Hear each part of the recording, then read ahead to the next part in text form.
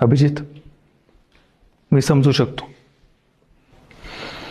पण आता शाळेचं नाही तर समोर असलेल्या परीक्षेचा आणि भविष्याचा विचार करणं गरजेचं आहे.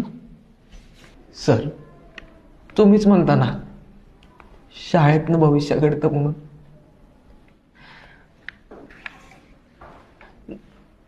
मग ही शाळाच नाही का भविष्य असू शकत?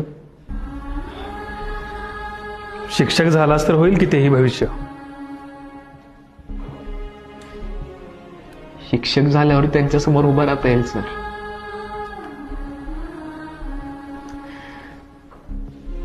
त्यांच्यावर बेंचवर बसताय असं नाही ना. हे बघ अभिजित, आपण आयुष्यभर विद्यार्थीच असावं असा मोह कुणाला होत नाही सांग बरं. उलट जे पुढे गेलेत ना त्यांना तर जास्तच. पण जे परत आपल्याला कधीच मिळणार नाही हे माहिती असतं, त्याचाच तर मोह सर्वाधिक असतो, हो की नाही?